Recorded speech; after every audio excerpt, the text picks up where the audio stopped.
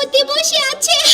18 দিনের সংক্ষিপ্ত আয়োজন শেষে পর্দা নামল 2026 সালের অমর একুশে বইমেলার। এবারের মেলায় মোট 17 কোটি টাকার বই বিক্রি হয়েছে। তবে গতবারের তুলনায় মেলার আর্থিক ক্ষতির পরিমাণ প্রায় 43 কোটি টাকা। যদিও প্রকাশকদের লোকসান পুষিয়ে দিতে সরকার স্টল ভাড়া মওকুফ করার মতো বড় সিদ্ধান্ত নিয়েছে। মেলা পরিচালনা কমিটির তথ্য অনুযায়ী 570টি প্রকাশনা প্রতিষ্ঠানের প্রাপ্ত তথ্যের ভিত্তিতে গড় বিক্রির পরিমাণ দাঁড়িয়েছে 17 কোটি টাকা।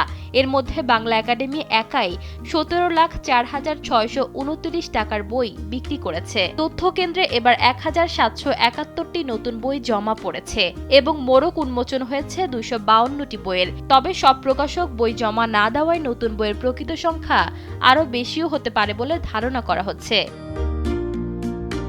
এবারের মেলার একটি বিশেষ দিক ছিল স্টল ভাড়া মওকুফ।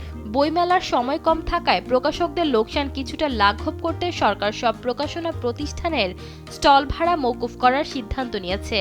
যারা আগেই ভাড়ার টাকা জমা দিয়েছিলেন তাদের তা ফেরত দেওয়া হচ্ছে। সোহরাওয়ার্দী উদ্যান ও বাংলা একাডেমি প্রাঙ্গণে মোট 584টি প্রতিষ্ঠানকে 1068 ইউনিটের স্টল বরাদ্দ দেওয়া হয়েছিল। এবারের মেলার মূল প্রতিপাদ্য ছিল বহুমাত্রিক বাংলাদেশ। সংক্ষিপ্ত মেলা হলেও শিশু প্রহর ছিল শিশুদের আকর্ষণের কেন্দ্রবিন্দু। পাপেট শো, বায়োস্কোপ, আবৃত্তি ও চিত্রাঙ্কন প্রতিযোগিতায় মুখর ছিল শিশু চত্বর। উল্লেখ্য, নির্বাচন ও রমজানের কারণে মেলা কিছুটা দেরিতে শুরু হওয়ায় গত 26 ফেব্রুয়ারি প্রধানমন্ত্রী তারেক রহমান এই মেলার উদ্বোধন করেছিলেন। ঈশিতা আক্তার, সময়ের আলো।